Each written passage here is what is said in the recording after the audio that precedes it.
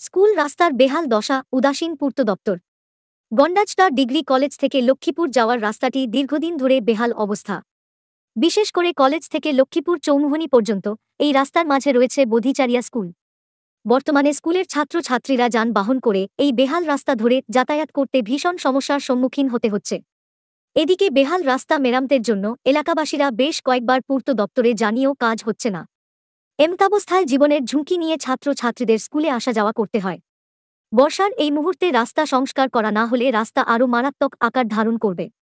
এদিকে ধলাই জেলার প্রত্যন্ত গন্ডাচড়া হিসাবে পরিচিত গন্ডাচড়া, বর্তমান সরকার প্রত্যন্ত শব্দটি গন্ডাচড়া মহকুমা থেকে মুছে ফেলতে শিক্ষা থেকে শুরু করে স্বাস্থ্য, যোগাযোগ ব্যবস্থা, পানীয় জল, বিদ্যুৎ সবকিছুতেই কোটি কোটি টাকা খরচ করছে। বিশেষ করে পূর্ত দপ্তরের মাধ্যমে মহকুমা এলাকার রাস্তাঘাটের উন্নতির জন্য কোটি কোটি টাকা ব্যয় করছে।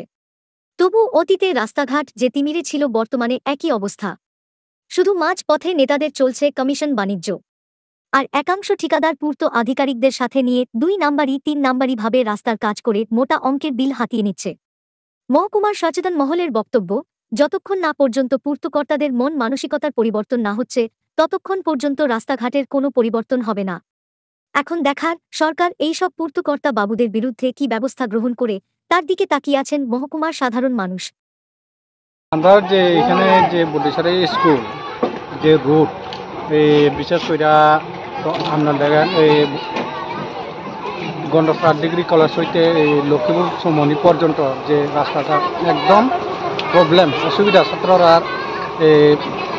যে মানুষ গাড়ি দিয়ে আয়েম, অটো দিয়ে আয়েম, তারপর আমরা তো বাইক দিয়ে এই যে খুব প্রবলেম হয় আইতে যাইতে। তো এখানে গাড়ি ঘোড়া তো ঘোরান যায় না, এমন রাস্তা। তো আমি চাই এই রাস্তাটা এই কয়েকটা দিনের মধ্যে যাতে কাজটা মেরামত করে যাতে।